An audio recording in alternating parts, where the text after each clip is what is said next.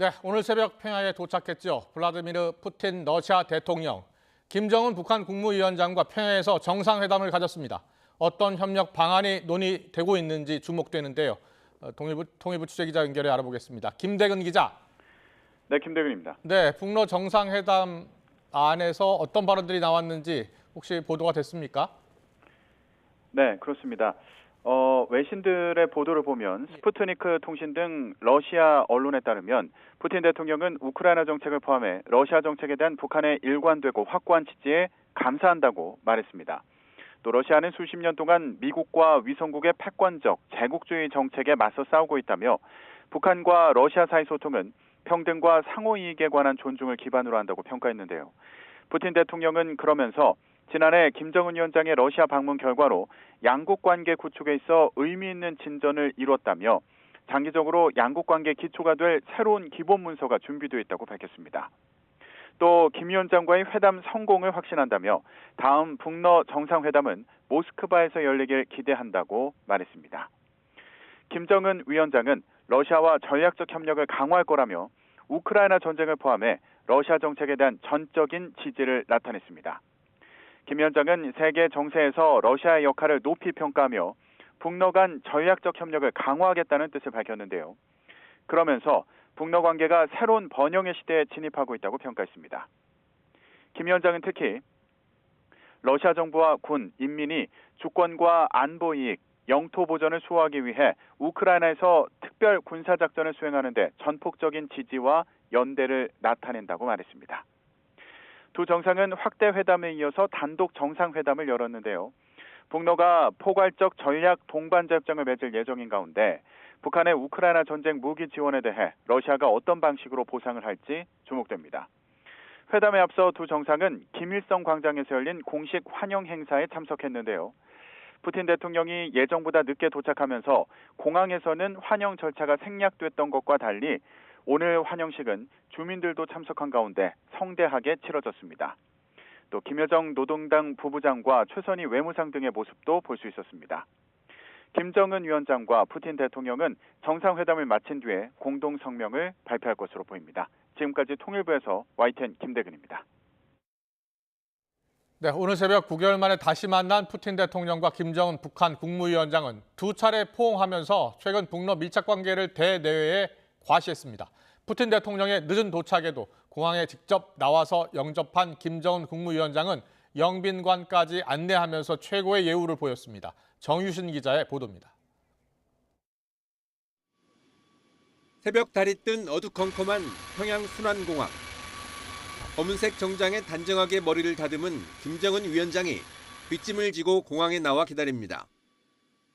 예정보다 지각 도착한 푸틴 대통령이 전용기에서 레드카펫을 밟고 내려와 기다리던 김 위원장과 반갑게 인사를 나눕니다. 9개월 만에 다시 만난 두 정상은 악수를 나누는 동안에도 왼손으로 서로 어깨를 두드리며 밀착을 과시했습니다.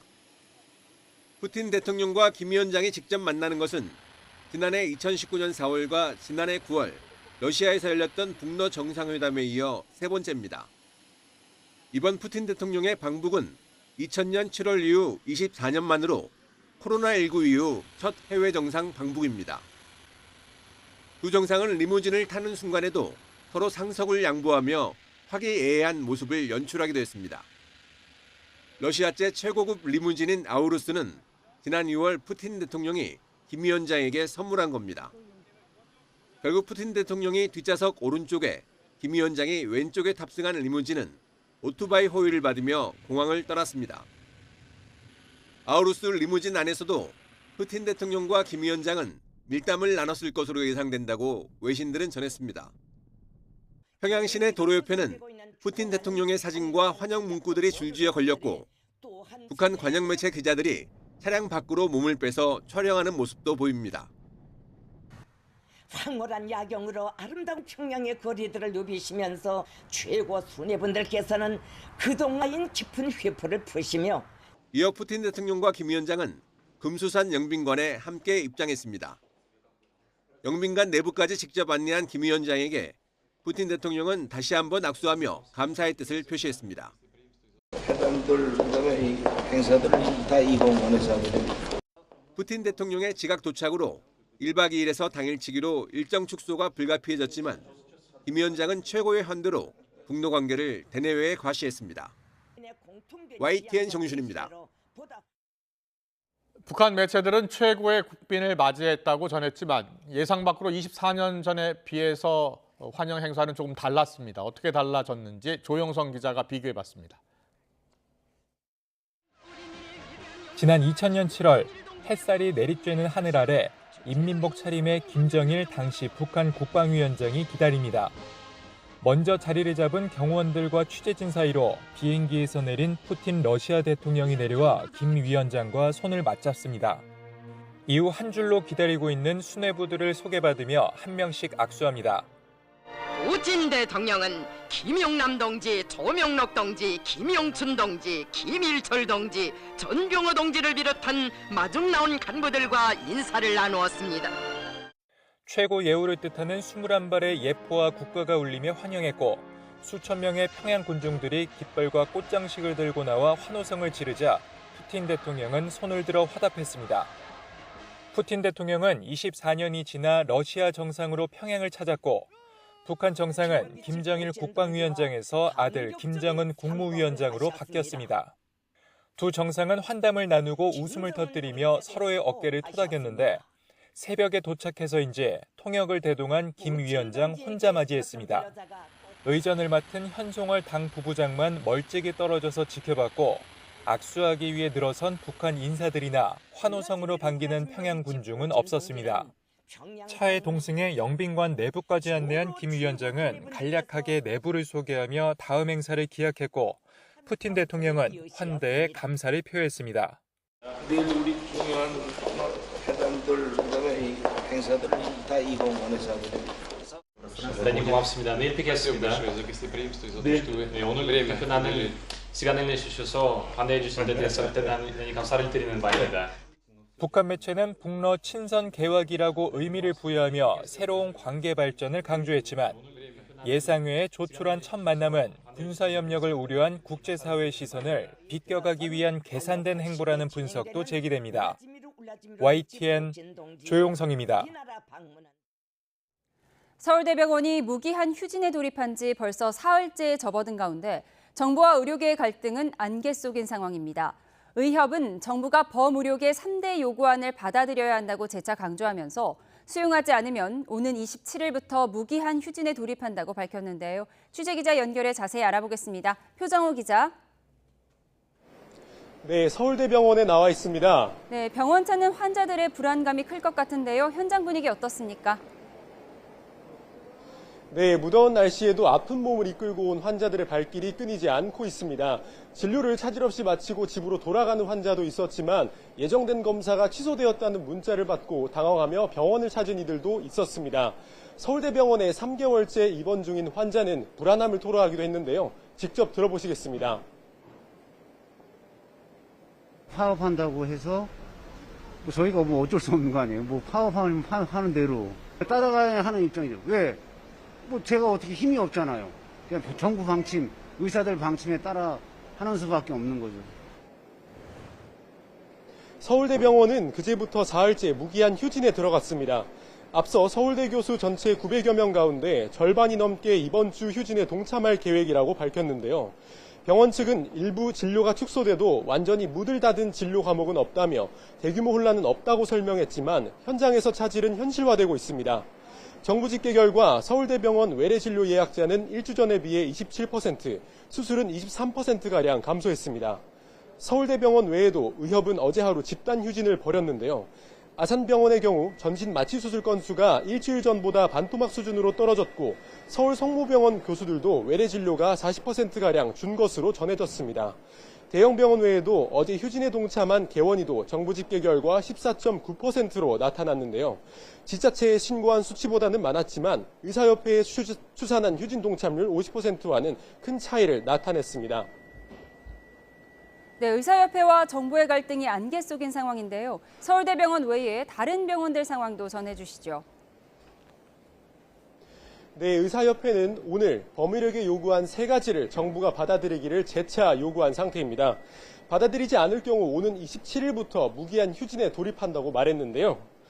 의사협회의 요구안은 3가지입니다. 의대 증원 재논의와 전공의 의대생에 관한 행정명령 취소, 필수의료 정책 패키지 쟁점 사안 수정입니다.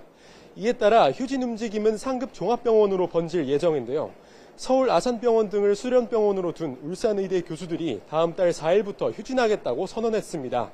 삼성서울병원과 서울성모병원은 내부 설문조사를 하며 논의 중인 상황입니다.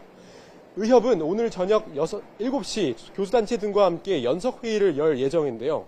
여기에선 향후 대정부 투쟁의 구심점이 될 범의료계 대책위원회의 구성과 방향성을 논의할 예정입니다. 의협 관계자는 내일 출범 계획을 발표할 예정이라며 이르면 22일 첫 회의를 개최할 수 있다고 설명했습니다. 지금까지 서울대병원에서 YTN 표정호입니다. 의료계 집단 휴진을 주도하고 있는 대한의사협회에 대해 공정거래위원회가 본격 조사에 착수했습니다. 앞서 보건복지부는 의협이 사업자단체 금지 행위를 했다며 공정위에 신고했습니다. 이승은 기자의 보도입니다. 보건복지부로부터 집단 휴진 관련 신고를 받은 공정위가 현장 조사에 나섰습니다. 공정위는 서울 용산구 의협과 집단 휴진율이 가장 높은 대전시 의사회에 조사관을 보내서 총 걸기대회 등 집단 휴진 관련 자료를 확보하고 있습니다. 공정위가 적용을 검토하고 있는 법조항은 공정거래법상 사업자 단체가 부당하게 경쟁을 제한하거나 각 사업자의 활동을 제한하는 행위를 금지한 조항입니다. 세세한 내용을 말씀드리긴 어렵고 저희 사업자 단체 금지 행위 위반 혐의로 신고 들어왔고요. 거기에 대해서 조사 진행하고 있습니다. 공정위가 본격 조사에 착수한 건 의협이 구성원들에게 보낸 문자 메시지나 공문, SNS 게시물 등이 직간접적으로 참여를 강제한 정황이 있다고 판단했기 때문으로 보입니다. 기존의 공정거래위원회 심결례라든지 대법원 판례에 비추어 보면 공정거래법 51조 사업자단체 금지행위 위반에 해당될 것으로 보고 있습니다. 법 위반을 판가름하는 핵심은 강제성입니다. 지난 2000년 의약분업 반대 집단휴진 사태 때 의협 회장은 공정거래법과 의료법 위반으로 유죄 판결을 받아 면허가 취소됐습니다. 반면에 2014년 원격 의료 반대 집단휴진에 대한 공정위의 시정명령 등 제재는 대법원에서 취소됐습니다. 의협이 의사들의 투표를 거쳐서 휴업을 결의하긴 했지만 구체적인 실행은 의사들의 자율적 판단에 맡겨서 강제성이 없었다는 취지입니다. 때문에 이번 집단 휴진율이 낮아서 혐의 입증이 쉽지 않을 것이라는 전망도 있습니다. YTN 이승은입니다. 공정거래위원회가 대한의사협회에 대한 조사에 착수한 걸 두고 의사협회는 공권력을 부당하게 행사한다며 유감을 표했습니다. 의사협회는 오늘 입장문을 통해 정부와 공정위는 의료계에 대한 탄압과 겁박을 중단하라며 이같이 밝혔습니다. 의협은 의사들의 휴진과 집회 참여는 정부의 행정 독주에 저항하려는 자발적 행위라고 주장했습니다. 박단 대한전공의협의회 비상대책위원장이 대한의사협회가 주도하는 범의료계 협의체에 참여하지 않겠다며 이면택 회장을 향해 신중을 기하라고 직격했습니다. 박 비대위원장은 오늘 범의료계 협의체에 참여하지 않겠다는 입장을 지속적으로 표명했다며 공동위원장을 맡는 것도 들은 바 없다고 선을 그었습니다. 특히 의협이 정부의 의대 증원 백지화 등 3가지 요구안을 제시한 데 대해 전공의협의회의 7가지 요구안에서 후퇴한 안이라고 주장했습니다. 22대 국회 원구성 협상이 난항을 겪는 가운데 국민의힘이 핵심 상임위인 법사위와 운영위 위원장을 1년씩 돌아가며 맡자고 제안했습니다. 더불어민주당은 여당 제안을 검토하려면 조건이 필요하다며 대통령 거부권 제한 등을 역제안했습니다. 국회 연결하겠습니다. 손효정 기자. 네, 국회입니다. 네, 여당이 오늘 오전에 절충안을 전격 제안했다고요. 민주당이 어떻게 답변했습니까? 네, 국민의힘 추경호 원내대표가 오늘 오전 예정에 없던 기자들과의 간담회를 자처해 원구성 중재안을 내놨습니다. 앞서 야당이 단독으로 본회의를 열어 민주당 몫으로 선출한 법사위원장과 운영위원장 자리를 여야가 1년씩 번갈아가며 맡자는 겁니다. 추 원내대표는 법사위원장은 원내 2당이, 운영위원장은 여당이 가져갔던 관례를 재차 강조하며 2년 차인 두 상임위를 국민의힘에 돌려달라고 요청했습니다. 지금 당장 이재명 대표 구하기 등의 이유로 도저히 수용하기 어렵다고 한다면은 1년 뒤 2년 차에는 국민의힘으로 여당의 전격 제안에 민주당 박찬대 원내대표도 맞불 기자회견을 열고 제안을 그대로 수용하긴 어렵다고 밝혔습니다.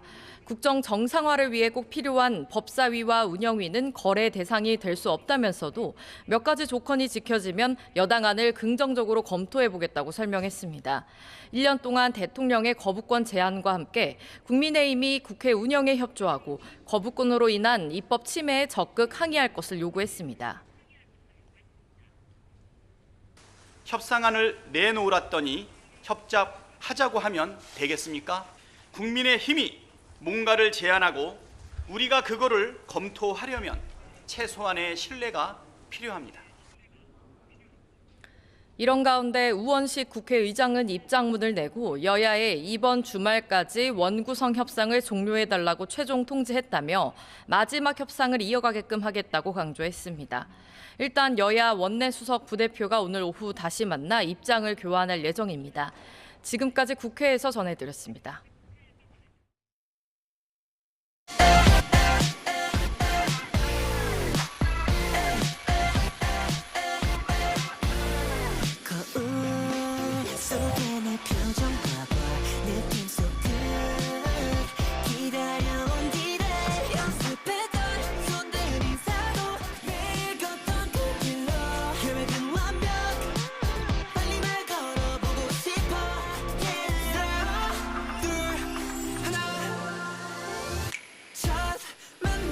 너무 어려워 계획대로 되는 게 없어서 첫 만남은 너무 어려워 내일은 말야 Hey 안녕 한마디 건넬 때 주변 소리 캔슬 네 발소리는 플레이리스트 Yeah 둘 하나 첫 만남은 너무 어려워 계획대로 되는 게 없어서 첫 만남은 너무 어려워 내일은 말야 이 순간 feel so wonderful 조금은 뚝딱거려져 어색한 인사까지 네, 영상으로 좀 정리를 해드렸는데요. 24년 만에 푸틴 러시아 대통령의 방북이었습니다. 그런데 지금 보신 것처럼 오늘 새벽에 도착을 했습니다. 그리고 1박 2일이었는데 지금 당일치기로 빠르게 진행이 되고 있습니다. 네, 북러 정상회담의 결과가 영상과 함께 계속 속보로 들어오고 있는데요. 지금까지 들어온 내용 조한범 통일연구원 선임연구위원과 함께 알아보겠습니다. 어서 오세요. 어서 오십시오. 예. 자, 이 북러 정상회담은 전 세계적인 관심사이기도 하고요. 그래서 1박 2일 동안 어떤 일정들을 소화하고 양국이 어떻게 무엇을 합의하느냐가 최대 관심이었어요. 그런데 보니까 오늘 새벽에 도착했어요. 너무 늦게 도착한 거 아니에요? 원래 이제 내용도 중요하지만 예. 국빈방문의 형식이 또 내용을 좌우하거든요. 그렇죠. 그러면 정상적이라면 어제 저녁에 와서 예. 공항에서 영접을 하고 그렇죠. 이제 만찬을 했을 거고요. 아, 만찬 일정이 지금 빠졌네요. 그다음에 예. 이제 밤에 야외 공연을 봤을 거예요. 김일성 야외 의원이. 공연도 준비했을 예. 거고. 그리고 이제 오늘부터 아침부터 예. 이제 회의, 단독 회의, 확대 회의, 그다음에 이제 삼보, 해방탑 이런 게 이어져야 되거든요. 근데 새벽에 왔다는 것 자체가 예. 그럼 새벽에 왜 안 되냐? 푸틴의 일정이 러시아 일정이거든요. 예. 중요한 일정이 아니었어요. 그랬군요. 지방에서 사람들 만나고 경기장 가고 주민들하고 대화하는 거였거든요. 그럼 정말로 이렇게 전략적으로 아주 중요한 양국 관계가 격상되는 관계라면 예. 그렇게 시간을 늦출 이유가 없죠. 다 취소하고 정상대로 오면 되는 거죠. 그랬겠네요. 일부러 그랬을까요? 그러니까 일부러는 그랬을 리는 없고요. 네. 푸틴 대통령 마음속에 이제 화장실 갈 때와 나올 때 마음이 달라진 거죠. 이미 바스토치니 우주 기지에서 양측 간에 기본적인 합의는 됐거든요. 예. 탄약 공급과 대가집을. 이번은 사실은 푸틴 대통령의 정치적 립서비스적 방문이라고 볼 수가 있어요. 그렇게 이게 뭐 해석하시면 일각에서는 획기적인 관계 뭐 개선. 예. 제가 보기엔 그렇지 않고요. 예. 아마 기존의 관계가 예. 다시 한번 재확인되는 정도다 이렇게 볼 수 있어요. 그렇군요. 예. 지금 뭐 화면에 정상회담 열리고 있는 장면을 예. 외신을 통해서 저희가 받아보고 있는데요. 단독 정상회담 했고 지금 확대 정상회담 예. 하는 모습인 것 같아요. 일단 보도 내용을 보면은 포괄적 전략 동반자 협정을 맺을 거라는 겁니다. 예. 말이 좀 어려운데 어떤 관계로 격상된다는 거예요? 이제 되지도 않는 관계입니다, 사실은. 일반적인 동맹으로는 갈 수가 없고요. 예. 뭐 일부 자동 군사 개입 그러는데 자동 군사 개입을 하면은 원래 조소 상호협정 및 우호 협조 조약에는 쌍방이 무력 침공을 당하면 지체 없이 개입한다 돼 있거든요. 근데 한미 상호 방위 조약도 지체 없이가 없어요. 예. 그냥 각각의 헌법에 정한 바에 따른다 이렇게 돼 있거든요. 그렇군요. 예. 그런데 지금 와서 뭐 자동 개입하면은 우크라이나 전쟁에 북한이 가야 되는 거고. 김정은 위원장이 우리 전쟁 선언했으니까 예. 러시아도 우리한테 전쟁 선포랑 마찬가지거든요. 예. 그러니까 일반적인 국가 관계는 동맹이 아닌 첫 번째가 동반자 관계입니다. 네. 그다음에 이제 전략적 동반자 관계. 이게 한렁간의 관계입니다. 근데 포괄적이 하나 더 붙죠. 그건 예. 뭐냐면 전략적 동반자 관계를 전방위로 넓히겠다는 그래서 거거든요. 포괄적. 그렇죠. 예. 근데 북한하고 러시아는 포괄적으로 할 게 없거든요. 북한이 줄 게 없거든요. 예. 탄약밖에 없어요, 사실상. 그러니까 관계를 지금 우크라이나 전쟁 때문에 러시아가 급하니까 예. 북한과의 관계는 유지해야 되고 신뢰를 얻어야 되니까 예. 포괄적 전략 동반자 관계라고 하겠다고 격상을 시켰지만 예. 내용은 할 게 사실 많지가 않아요. 북한의 노동력도 필요하다고 하던데요. 그러니까 노동력 정도, 탄약 공급 정도. 네. 탄약은 러시아가 대체할 수 있고 시간만 있으면 예. 노동력도 중앙아시아나 이런 CIS권에서 충분히 대체가 가능해요. 그러니까 북한이 그렇게 경쟁력 있는 관계가 아니거든요. 그렇군요. 예. 러시아 입장에 대한 설명을 해주셨는데 북한은 좀 다르지 않을까요? 러시아가 워낙 핵심 기술을 많이 갖고 있고 특히 지금 계속 위성 실패하고 있잖아요. 북한은 지금 절박하죠. 예. 왜냐하면 북중 관계가 요즘 안 좋거든요. 미국과의 협상은 미국이 대선 기간이니까 미국이 관심도 없고요. 그다음에 지금 경제는 최악이에요. 예. 환율, 위안화, 달러 환율 최고치고 식량 가격이 또 거의 최악 상황이거든요. 예. 그럼 내우 외환인 상황인데 푸틴 대통령이 와주는 것만으로 지금 6월 말에 노동당 전원회의 예고했거든요. 이때 푸틴 대통령 성과 굉장히 크게 내세울 수 있죠. 네. 그리고 사실은 김정은 위원장이 욕심을 부리는 거예요. 북한산 탄약에 대해서 러시아는 지불수단이 많아요. 에너지, 식량, 비료, 그다음에 설탕, 식용유 이거 다 풍부하거든요. 예. 이것만 지불해도 되는데 김정은은 욕심을 내거든요. 아. 첨단 기술, 첨단 무기 예. 이런 것들을 원하니까 푸틴 대통령은 북한산 탄약을 필요로 하면서도 네. 첨단 무기 못 주거든요. 그다음에 첨단 기술을 아예 안 주는 거고요. 원래. 예. 그러니까 환심을 사기 위해서는 포괄적 전략 동반자 관계라고 하면서 뭐 에너지, 교통, 철도, 우주, 보건, 뭐 군사, 외교 많이 데리고 가지만 네. 실질적인 거는 군사협력이다. 북한산 탄약과 노동력 파견 정도. 예. 그다음에 러시아의 대가지불인데 말씀드렸지만 첨단 기술이나 첨단 무기는 줄 수가 없고 위성 기술도 아마 구형 기술을 줄 거예요. 첨단 기술을 안 줍니다. 그렇군요. 예. 그렇다고 해서 양국 정상이 만났기 때문에 뭔가 합의문도 나올 것 같고요. 발표문도 있을 것 같고 공동 기자회견도 있을 것 같고 뭔가 발표 대외적으로 뭐 과시할 게 있어야 될 거 아닙니까? 그러니까 빈수리가 요란하죠. 예. 이제 뭐 많이 한다고 할 거예요.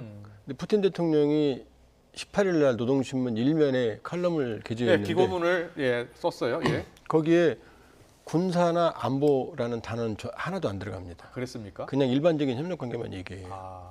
그러니까 실제적인 협력 관계, 군사 협력과 대가 지불은 이제 비공식 회담에서 논의가 될 거지만 공개는 안 하겠죠. 그러나 보면은 공동 성명에 다방면에서 협력 관계, 그다음에 일부 상징적 행사 같은 게 들어가겠지만 그러나 그렇게 크게 의미가 있을 수는 없다 이렇게 볼 수 있습니다. 그런데 모두 발언 내용을 보면 푸틴 대통령이 뭐 우크라 전쟁에 대한 전폭적 지지에 감사한다라고 말을 했거든요. 그럼 이 우크라 전쟁이 어떤 중요 의제가 됐다는 건가요? 당연하죠. 왜냐하면 우크라이나 전쟁을 노골적으로 지지하는 건 사실상 북한 정도 외에는 없거든요. 벨라루시나. 중국도 중립적인 입장이거든요. 그다음에 북한산 탄약이 물론 품질은 안 좋죠. 그러나 지금 러시아로서는 절박한 상황이니까 북한산 탄약이 우크라이나 전쟁의 지속 능력을 확보해주고 있거든요. 그렇군요. 미국도 사실은 거기에 관심이 있는 거예요. 북한산 탄약이 가는 거예요. 그러니까 거기에 대해서 김정은 위원장과 신뢰관계를 유지해야 되죠. 그걸 계속 받으려면. 최근에 또 밀리고 있으니까. 그러니까 이제 우크라이나 전쟁 얘기를 하는 거죠. 예, 알겠습니다. 앞서 이제 저희가 영상으로 오늘 새벽에 영접하는 화면 보내드렸고 지금 이게 오늘 낮에 환영식 장면이거든요. 김일성 광장에서 환영식이 열렸는데 지금 많이 준비한 것 같아요, 북한에서. 그런데 저걸 밤에 했어야 이제 화려하거든요. 근데 이제 제가 보기엔 밤에 했어야 행사를 낮에 하는 거고, 예. 저걸 낮에 해버리면 지금 일정이 확 줄어버리거든요. 예. 그리고 저기 이제 양측의 지금 그 주요 인물들, 네. 주요 간부들 중에 특징적인 게 예. 러시아는 국방부 장관도 왔지만 국방부 차관도 왔어요. 그렇네요. 예. 그러니까 이 국방 분야에 본인들이 의진 거고, 지금 김여정 나옵니다만은 저희 김여정이 설 자리가 아니거든요. 네. 저기는 총리, 그다음에 최룡해 상임위원장, 예. 그다음에 당 비서, 아니면 상들, 예, 예. 장관급들인데 김여정은 부부장이거든요. 김여정 부부장이 그럼 왜 나왔을까요? 부부장이 저 중간에 있거든요. 예. 그러니까 지금 자기 직급보다 훨씬 더 중요한 일을 한다는 거 보여주는 거죠. 그렇게 보시는군요. 예. 그런데 보니까 러시아 연방우주공사 사장도 왔던데요? 왜냐하면 인공위성 정찰성 예, 예. 실패했잖아요. 근데 지난해 바스토치니 우주기지에서 푸틴 대통령이 분명히 말했거든요. 예. 정찰위성 개발 도울 거라고. 예. 아마 도왔을 거예요. 계속 예. 지원점 실패했거든요. 아. 그러니까 지금 뭔가 신뢰를 얻으려면 예. 추가적인 기술을 줘야 되니까 네. 데리고 온 거죠. 그러나 어느 나라도 정찰위성이나 우주로켓 같은 첨단 기술은 이전을 안 합니다. 그렇군요. 예. 지금 이제 김일성 광장에서 환영 행사하는 모습 보여드렸는데 오늘 카퍼레이드도 진행이 됐더라고요. 평양 거리에서. 예, 오픈카로 네. 이제 예. 둘이 타고 이제 카프레이드. 과거에 이제 남북 정상회담 때 예. 평양에서 열린 남북 정상회담 때도 카퍼레이드 했었잖아요. 예. 그러니까 일단 준비는 최고의 예우를 준비를 했던 것 같아요. 왜냐하면 지금 북중 관계가 껄끄러우니까 예. 아마 시진핑 주석 왔을 때보다 더 예우를 준비했던 것 같거든요. 그렇게 보세요? 예. 예. 그런데 이제 푸틴 대통령이 새벽 2시에 오는 바람에 모든 프로그램들이 이제 어그러졌다고 봐야 되는 거죠. 예. 저게 24년 전 푸틴의 방북 때와는 어떻게 달라졌나요? 24년 전 푸틴 방북 때는 푸틴이 그때 집권한 첫 해예요. 집권하자마자 이제 북러 관계. 이제 푸틴의 위대한 그레이트 러시아, 그랬군요. 위대한 러시아를 하기 위해서는 전방위 예. 외교 일환으로 왔던 거 관계 회복입니다. 예. 그리고 이제 김정일 위원장은 권한행군 끝나고 나서 7월에 왔거든요, 2000년. 예. 6월에는 6.15 정상회담 했잖아요. 그러니까 남북관계, 북러관계 이런 개선으로 활로를 찾을 때예요. 네. 그러니까 양측의 이해관계가 맞아떨어진 거죠. 지금은 우크라이나 전쟁이라는 상황적 조건이 이 북한의 전략적 중요성을 확인하게 됐고, 그게 이제 결정적인 바스토치니 우주기지 회담이었던 거고, 예. 이번은 사실은 푸틴 대통령이 김정은 위원장에게 일종의 서비스를 베푸는 거라고 볼 수가 있어요. 예. 지금 지난번에 거의 다 합의가 됐거든요. 예. 이번에는 사실은 정말 급했다고 그러면 1박 2일 다 채우고 가죠. 그렇군요. 러시아는 지금 북한과의 관계가 급하지 않다. 급하긴 하지만 예. 이제 거의 기존의 합의가 지속이 되는 관계니까 이번에 왔다고 해서 격상되거나 예. 더 관계가 본질적으로 변하거나 그런 건 아니라는 거죠. 예. 지금 저 장면을 중국에서는 어떻게 보고 해석하고 있을까요? 어떤 생각을 갖고 있을까요? 지금 북중 관계 안 좋습니다. 그러니까요. 왜냐하면은 지금 제일 문제가 되는 게 중국에 9만 명 정도 북한 노동자가 있는데 이게 예. 다 불법이거든요. 예. 지금 비자 코로나 때문에 못 들어갔으니까 비자 갱신이 안 됐을 거예요. 예. 그건 다 불법 체류일 거예요. 그럼 들어가라는 건데 북한은 못 들어온다. 아. 왜? 달러 박스니까. 또 들어오면 9만 명 나가야 된다는 거거든요. 예. 근데 중국은 그건 안 된다. 국제사회 눈치가 있으니까. 그러니까 지금 불편한 심경으로 지금 편치는 않는 심정으로 바라보고 있겠죠. 예. 아니 지금 여러 가지 준비한 상황을 보면 김정은 위원장이 공항에서 오늘 새벽 기다리는 모습도요. 참 초조해하는 모습도 보이는 것 같고. 극진한 예우가 아니라요. 예. 제가 보기엔 간절한 예우. 간절한 예우였습니까? 애절한 예우. 왜냐하면 오늘 새벽 공항 장면 잠깐 보여주실래요? 왜냐하면 예. 저건 어마어마한 결례예요. 그 저녁에 도착해서 밤중에 새벽 2시 40분에 몇 시간을 기다렸을 거예요. 김정은 위원장이 그러니까요. 거기서. 그러면서 몇 시간 기다리는 것뿐만이 아니고 예. 몇 시간 기다림으로 해서 이 준비됐던 모든 행사들이 수년되거나 축소되는 상황으로 가는 거거든요. 네. 그러니까 사실은 이번 회담에 보이지 않는 그림은 김정은 정권의 절박함. 그다음에 저건 내부적으로도 외교적인 그다음에 체제 내적으로도 데미지가 상당히 커요. 혼자서 지금 저 기다리고 있는 거거든요. 예. 그러니까 김정은 정권의 처지를 보여주는 한 단면이라고 볼 수가 있어요. 그런데 왜 혼자 영접한 건가요? 처음에는 아닐 거예요. 네. 아마 많은 준비 수행단도 있었을 거고. 예. 근데 시간이 지나면서 이제 아마 규모를 축소했겠죠. 현장에서. 예. 이제 주민들도 평양 공항에 있던 주민들도 보냈을 거고. 예. 제 판단은 그렇습니다. 그렇군요. 오늘 보니까 모스크바에서 다시 정상회담 하자라고 이렇게 제안을 했더라고요. 모스크바 정상회담이 성사될 가능성은 어떻게 보세요? 이제는 그거는 기약이 그렇게 모스크바까지 가야 되잖아요. 예, 일단 모스크바까지 갈 수단이 없고 뭐 철도가 있으니까 갈 수는 있는데 과거에도 그렇게 했으니까 지금 양측이 이 정도 주고받기 했으면 이제 급한 불은 끄는 거거든요. 그러니까 다음번 회담은 그냥 미래 약속, 불특정한 약속이지 구체적인 바스토치니의 답방으로서 이번은 와야 되는 거고 또 양측 다 필요해요. 지금 김정은 정권도 또 우크라이나 전쟁에서 푸틴 대통령이 지금 또 몰리니까 북한 탄약이 더 절실한 상황이니까 정치적인 상징성 행사가 필요는 했던 거죠. 그러나 이제 추가적인 회담은 그렇게 급하지 않죠. 네, 그런데 포괄적 전략 동반자 관계로 격상이 된다고 해도 크게 달라질 게 없다라고 말씀해 주시긴 했는데 러시아 입장에서 포괄적 전략 동반자 관계는 중국이나 베트남과 같은 위치라고 하더라고요. 근데 포괄적이라 하면 포괄적인 접촉면이 있어야 되잖아요. 예를 들면 지금 관광을 그렇게 떠들었는데 협력을 올 상반기 6개월 동안 러시아인 400명이 북한을 갔거든요. 그랬군요. 그게 현실이에요. 그러니까 주고받을 게 없는 거예요. 그러니까 포괄적 전략 동반자 관계라 하면 포괄적인 접촉면이 있어야 되는데 북한은 탄약이라든지 군사협력, 일부 노동자 정도 외에는 북한이 경쟁력 있는 제공할 수 있는 지불 수단이 없어요. 알겠습니다. 자, 이 군사 안보 분야 협력과 함께 이 경제 관련 협력이 있지 않습니까? 그러니까 뭐 예를 들어서 무역 결제 시스템을 갖추어 나가자. 뭐 이런 기고문의 내용 중에 그게 포함이 돼 있더라고요. 경제 협력 방안 부분에 대해서 어떻게 보세요? 이제 탄약을 줬으니까 경제적 대가가 가야죠. 이제 김정은 위원장은 거기 더 바라는 거고. 근데 자기들만의 결제 체제도 저게 북한한테는 불리한 거예요. 아, 그래요? 구소련 체제에서 루브라 기반 결제, 청산 결제를 했거든요. 물물 교환으로. 근데 그때는 공산권 블록에서 루브라가 통용이 됐거든요. 근데 지금 러시아 경제는 고립됐는데 북한이 루브라 받아갖고 어디다 쓰겠어요? 한국에 쓰나요? 중국에 쓰나요? 국제사회에 쓰나요? 달러로 받아야지. 그러니까 러시아에게 유리한 방식인 거예요. 알겠습니다. 우리나라도 지금 러시아의 관계가 그렇게 좋지 않지만 러시아도 우리나라와의 관계 개선을 원한다고 하더라고요. 자, 우리나라는 어떻게 대응해야 되겠습니까? 지금 우리가 2022년 경우에 한러 교역이 265억 불입니다. 그런데 2021년 북러 교역은 4만 달러예요. 그래요? 그러니까 러시아의 미래는 한국에 달려있지 북한에 달려있지 않아요. 우크라이나 전쟁이 끝나면 우리는 또 북방으로 가려면 북방 외교가 필요한 거고. 그러니까 이거는 사실은 우크라이나 전쟁의 잠정적 상황이기 때문에 한러 간의 전략적 소통, 그다음에 상호 선을 넘지 않는 관리, 이런 외교적 자율성이 중요한 상황이에요. 알겠습니다. 잘 들었습니다. 북러 정상회담이 계속 진행 중인데요. 결과가 나오는 대로 또 속보로 정리해 드리겠습니다. 지금까지 조한범 통일연구원 선임연구위원과 함께했습니다. 잘 들었습니다. 고맙습니다.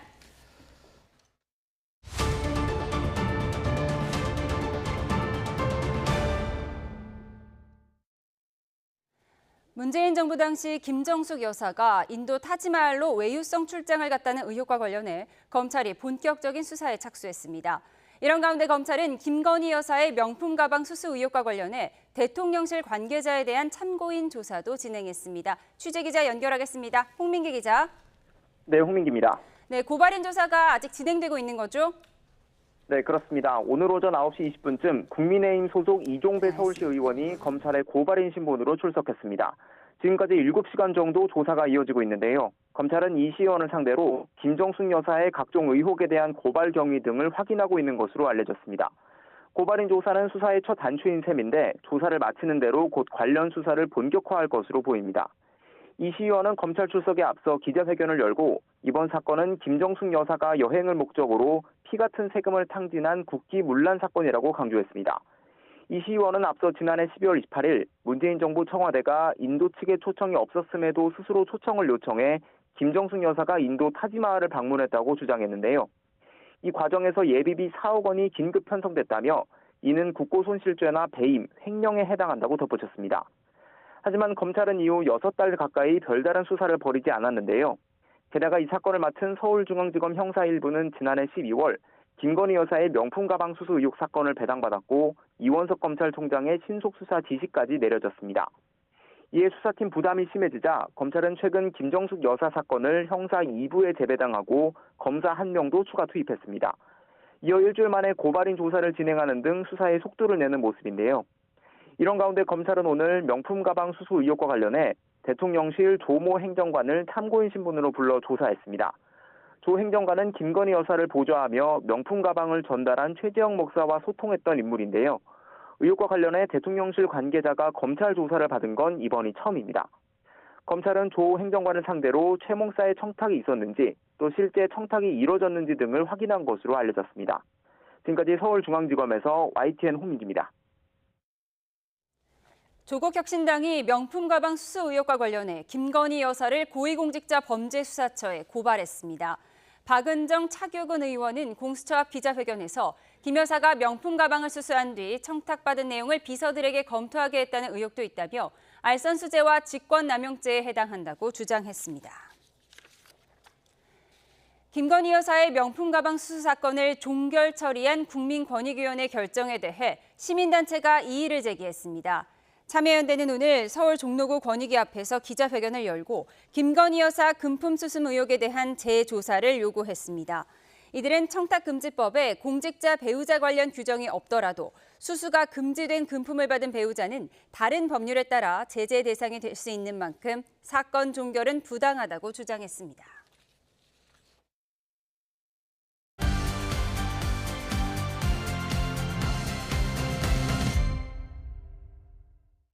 네, 다음 주 월요일과 화요일 국민의힘 당대표 후보 등록을 앞두고 한동훈 전 비대위원장이 이르면 주말에 출마를 선언할 것으로 보인다고 측근인 장동혁 의원이 전했습니다. 자, 어차피 당대표는 한동훈이라는 분위기 속에 출마를 고민하고 있는 나경원 의원은 오늘 SNS에 친윤과 비윤 또는 친한과 반한 이와 같은 계파와는 과감히 결별해야 한다면서 계파 정치 청산을 강조하기도 했습니다. 이런 가운데 김종인 전 비대위원장은 윤석열 대통령이 한 전 위원장이 대표가 안 됐으면 하는 그런 생각을 갖고 있는 것 같다면서 대통령실이 개입을 하면 안 되는데 좀 회의적이다라면서 개입 가능성과 함께 개입하면 다음 선거도 어려울 것으로 내다봤습니다. 오늘 정치오는 장동혁, 김종인 두 사람의 목소리 듣고서 시작하겠습니다. 윤 대통령은 가급적이면 한동훈 전 비대위원장이 대표가 안 됐으면 하는 이런 생각을 하고 있어요. 그 뜻을 받들어서 주변의 사람들이 지금 한동훈 위원장에게 굉장히 공격을 가하고 있고 가급적이면 대통령실은 거기에 대해서 관심을 안 갖고 당이 당 나름대로 갈 수 있도록 해줘야 되는데 과연 이제 그게 그렇게 갈 거냐 하는 것에 대해서 좀 회의적이다 이런. 출마를 하게 되면 언제쯤 출마 선언을 하게 될까요? 결국은 주말이나 내주 초가 될 텐데 장소도 고민하고 있고 여러 시기나 메시지에 대해서 고민하고 있는 것 같습니다. 지금 어대안을 만들고 있는 사람은 없습니다. 당원들의 마음이나 민심이 모여진 결과로 처음 말씀드린 것처럼 여론조사 결과로 나타나고 있는 것은 네, 오늘의 정치온 정치권 이슈 분석해드리는 시간입니다. 김영호 전 국민의힘 의원, 최재성 전 청와대 정무수석과 함께 짚어드리겠습니다. 어서 오십시오. 안녕하세요. 안녕하세요. 안녕하세요. 네, 최대 관심 국민의힘 당대표 경선 어제 7월 23일 날 최종 결정이 되고요. 지금 당대표 후보 등록을 다음 주 월요일, 화요일까지 해야 됩니다. 누가 출마할 것 같고 누가 될 것 같은지 김영호 전 의원께서는 어떻게 보세요? 일단은 지금 나경원 의원 예. 그리고 한동훈 전 비대위원장은 확실해지는 것 같아요. 예. 아주 무더운 7월에 네. 열리는 그 국민의힘 전당대회. 제가 볼 때는 그래도 그 여의도발 블록버스터는 될 것 같다. 아, 그래요? 흥미가 예. 진진하죠. 예. 일단 그 민주당의 그 8월이죠. 8월에 전당대회요? 예정돼 있는 그 예. 전당대회는 뭐 누가 보더라도 네. 사실 이재명 대표가 연임에 도전을 한다면 예. 그거는 뭐 우리가 정말 옛날로 치면은 뻔한 예. 대한뉴스처럼 네. 너무나 뻔한 예. 그런 이벤트가 되겠지만은 예. 그런 거에 비해서 예. 국민의힘은 한동훈, 나경원 1대1 구도가 될 것 같다. 네, 괜찮은 흥행에는 성공을 할 것 같습니다. 다만 예. 이것이 지난해에 치러졌던 3.8 국민의힘 전당대회 때는 예. 이제 워낙 그 용산이 직접적으로 좀 관여하지 않았습니까? 김기현 대표가 대표할 때. 그때는 뭐 연판장도 돌았고 예. 또 이제 안철수 후보한테는 예. 국정 운영의 회방꾼이라는 말도 직접 예. 그 용산에서 했기 때문에 그렇군요. 예. 그렇지만 않으면은 네. 저는 그 국민의힘의 어떤 변화와 예. 새로운 미래를 열어가는 데 있어서 예. 꽤 괜찮은 그 흥행이 될 수 있겠다 생각합니다. 알겠습니다. 잘 들었습니다. 최재형 수석이 또 여당의 상황을 더 잘 또 들여다보고 또 더 말씀 잘해 주실 것 같아요. 출마 두 사람이 하면 누가 될 것 같습니까? 박지원 전 국정원장은 어대한 그런 분위기도 있지만 나경원 의원이 될 가능성이 더 높다고 본다. 이렇게 분석하더라고요. 뭐 이미 룰이 예. 이제 80대 8대 2로 정해진 거 아니에요? 예. 그래서 민심이 이제 20% 정도인데 네. 저는 뭐 애당초 그랬어요. 예. 100% 대의원 투표로 당 대표를 선출하지 않으면 예. 한동훈 당선이 이변이 없을 것이다. 그래서 근데 룰 세팅이 이제 8대 2로 됐기 때문에 예. 어대한이 맞는 것 같습니다. 그렇게 보세요? 네. 예. 그럼 나경원 의원은 왜 아직도 고민을 하고 있는 걸까요? 우선은 이번 당 대표가 예. 이제 원래 이제 당 대표는 두 가지 큰 의미가 있어야 되거든요. 예. 하나는 이제 총선을 치른다든가, 하나는 대선으로 가는 이제 발판이 된다든가. 예. 그런데 지금 대통령의 이런 낮은 지지율, 예. 또 대통령이 굉장히 지금껏 또 이렇게 겪어보고 보지 못한 스타일 아니에요. 예. 그러니까 참 여당 대표하기가 쉽지가 않아요. 예. 그런데 또 당선 가능성이나 이런 것도 불분명하고. 네. 그러니까 실제로 이제 고민을 해왔다고 봅니다. 나경원 대표는 예. 출마 여부를. 예. 그런데 이런 점은 있죠. 지금 한동훈 대표의 개인적인 어떤 이 지지율 있지 않습니까? 이런 것은 윤석열 대통령 지지자도 섞여 있는 지지율이에요. 그러니까 보수층의 압도적인 지지를 받고 있는 한동훈 위원장 아닙니까? 그런데 윤석열 대통령하고 전당대회를 계기로 또 이런 이제 갈등이 예를 들어서 노정된다거나 이러면은 한동훈 대표 지지율이 조금 빠지긴 빠질 거예요. 그럴 가능성도 있구나. 윤석열 대통령 거도 있으니까. 그래서 뭐 박지원 대표는 결국은 반한 후보들 연대하고 그러니까요. 윤석열 대통령의 지지율도 지금 한동훈 대표 지지율에 섞여 있으니까 그게 이제 빠지게 되면은 조금 다른 결과가 나올 수도 있지 않나 싶은데요. 그런데도 불구하고 저는 어대하는 그렇게 될 거라고. 알겠습니다. 그리고 김종인 비대위원장이 대통령실이 개입을 하면 안 되는데 회의적이다 이렇게 표현을 하더라고요. 그러니까 어떻게든지 영향을 미치려고 할 것이다라고 보고 있어요. 어떻게 생각하세요? 지난번에는 대통령실이 직접 개입했다고 봐야 되잖아요. 그리고 찍어 누르고 1등하는 후보도 가라앉히고 경선 룰도 바꾸고 5등하는 후보를 만든 거거든요. 제가 자꾸 조각을 했다 그러는데 그랬었는데 근데 이번에는 그런 형태로는 어렵죠. 그러니까 김종인 위원장님 말씀 맞다나 윤 대통령이 탐탁치 않아 하기 때문에 한동훈 대표에 대해서 그렇기 때문에 윤 대통령의 그 생각을 이 전당대회 과정에서 친윤 의원들을 중심으로 그걸 받들어서 반한 캠페인을 하지 않겠냐. 이제 그렇게 이제 전망되어지는데요. 대통령실은 지난번처럼 직접적 개입하기는 어렵기 때문에 어정쩡한 간접적 개입. 그러나 그것이 큰 위력을 발휘하기는 어렵다 이렇게 보고 있습니다. 알겠습니다. 잘 분석해 주셨습니다. 대통령실이 개입할 가능성이 있지만 지난 당대표 경선 때처럼 직접적으로 하기는 어려울 것이다라고 보셨는데요. 지금 뭐 한동훈 전 비대위원장이 이르면 주말 이제 출마 선언을 할 것으로 보이는데 어떤 메시지를 내놓을지 고심이라고 해요. 어떤 메시지를 내야 할까요? 굉장히 고민이 되겠죠. 근데 제가 추정컨대는 과거에 이제 그런 얘기를 한번 한 적이 있죠.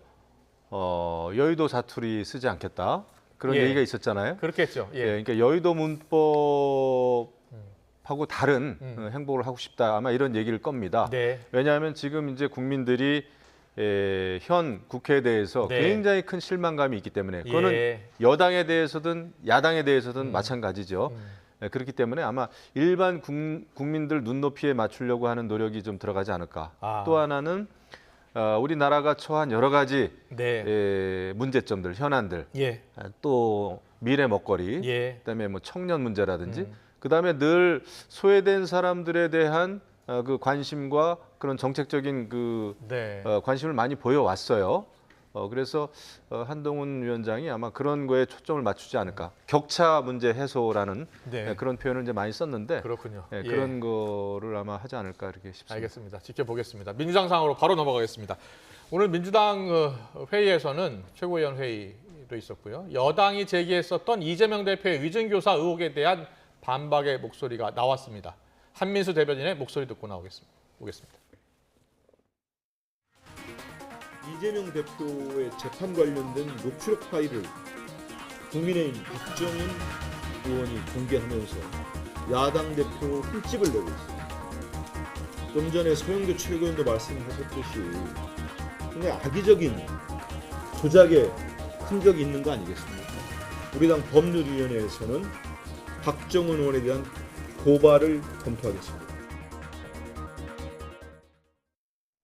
네, 이 국민의힘 의원총회에서 국민의힘 박정은 의원이 지금 위증교사 혐의로 재판을 받고 있는 이재명 대표와 관련된 이재명 대표의 목소리가 들어간 녹취를 공개한 거예요. 근데 그 녹취가 짜깁기 됐다라고 이제 민주당에서 보고 있는 겁니다. 그래서 지금 고발도 검토하고 있다고 하는데요. 민주당에서는 어떻게 대응해 나가겠다는 건가요? 저는 실제로 전문을 이제 들어본 들어보셨어요? 아니 저는 못 들어봤는데 이제 박지민 의원이라든가 또 민주당 관계자들 얘기를 들어보면 민주당에서 얘기하는 건 그거예요. 사실대로 얘기해달라 이런 얘기들이 다 들어보면 반복적으로 이렇게 나오는데 그런 거를 다 잘라내고 좀 애매한 부분만 했다 이거죠.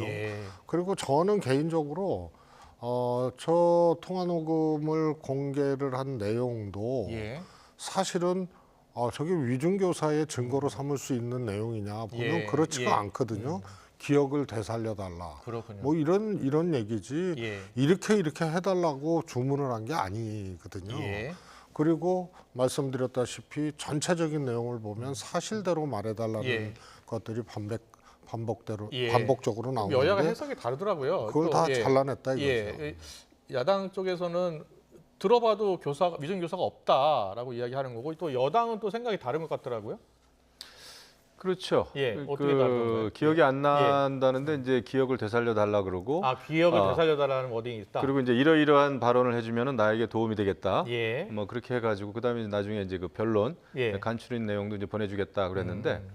근데 저는 사실 냉정하게 생각을 좀 해보면 이 사안은 철저하게 법정에서 다툴 문제입니다. 그리고 이제 법정에서는 아마 그 자료를 증거 자료로 채택을 한 걸로 저는 알고 있기 때문에 이것은 법정에서 다루는 게 좋지 않겠나 이런 생각을 좀 하는데 근데 이제 여기에 대해서 또 민주당에서는 박정훈 국민의힘 의원에 대해서 고발 조치하고 그다음에 뭐 배지를 떼겠다 이렇게 또 협박도 하더라고요. 어쨌거나 제가 볼 때 전체적인 그 모양새는 좋지는 않았어요. 그래서 만약에 정말 새로운 내용이나 국민들이 알아야 될 사안이 있으면은 그것은 국감장이라든지 상임위원회장이라든지 대정부 질문이라든지 그런 거를 통해서 저는 할 수는 있겠다 생각합니다만은 어쨌거나 지금 이 사안은 뭐 지금 한참 재판 중이잖아요. 그래서 좀 기다리면은 어떨까 싶습니다. 아니, 저는 박정훈 의원이 저거를 왜 공개했는지 그걸 모르겠어요. 왜냐하면 저게 사실상 육성으로 된 그 통화 내용을 공개한 거는 처음이지만 이미 위증교사의 하나의 그 증거로 이 재판 과정에 이제 제출된 거고 또 그 내용에 대해서 일부 보도도 이미 됐었거든요. 그래서 저게 새로운 게 아니에요. 그런데 자당의 의총장에서 저거를 틀었다. 우선은 정치인이 재판 중인 사건에 대해서 저렇게 해야 되느냐 이런 점이 저는 내용을 떠나서 바람직하지 않은 모습이고요. 그리고 저게 저렇게 요란하고 그럴 만한 사안이냐. 이미 저것은 나왔던 거거든요. 예. 육성으로 안 나왔을 뿐이지. 알겠습니다. 예, 잘 들었습니다. 이제 1심 결과가 조만간 나온다고 하니까요. 판결 내용 또 지켜봐야 될 것 같습니다. 그런데 최근에 이제 이재명 대표의 애완견 발언 후폭풍이 계속 이어지고 있는데 해명글도 나왔고요. 그 해명글에 대한 또 공방 논란도 이어지고 있습니다. 이재명 대표가 이재명의 애완견 발언 관련해서 이제 본인이 이제 유감도 표시를 했어요. 유감도 표시했고 그런데 손석희 이 교수, 뭐 CEO, 앵커 과거의 발언을 비교를 하면서 손석희의 랩독은 되는데 왜 나는 안 되냐는 취지로 이야기를 했습니다. 자, 먼저 그 최재성 수석께서는 이재명 대표의 애완견 발언에 대한 평가는 어떻게 하고 계시고 이 해명은 어떻게 들으셨어요? 우선은요. 네. 전체 언론을 대상으로 했다는 것이 일단은 실수라고 봐요. 예, 지난 금요일 이야기했던 예. 첫 발언이요. 예. 그리고 재판에 출석하고 나오면서 이제 이런 발언을 했는데 왜 이런 발언을 했을까라는 점도 이해는 가요. 예. 가령 국정원 문건이라든가 쌍방울 관련된 예. 그다음에 안부수 씨가 쌍방울 김성태 회장이 안부수 씨 딸 주택을 사주고 예. 그 후로 이재명 대표에게 불리하게 진술이 바뀐 점 예. 이런 점 등등이 일부 언론에서 취재를 해서 나왔는데 언론에서 다뤄주질 않는다. 그래서 대북 송금 사건과 관련돼서 기소가 된 직후에 이제 저런 말씀을 한 거기 때문에요. 이해는 가는데요. 이해는 간다. 전체 예. 언론을 대상으로 했다는 점 이런 점은 제가 보기에는 실수라고 보고요. 예. 그다음에 이제 팩트도 조금 어긋난 부분들이 있어요. 예. 안부수의 1심 재판에서는 쌍방울 대북 송금이 주가 조작이라고 판시를 했는데 예. 이화영에는 그렇지 않았다.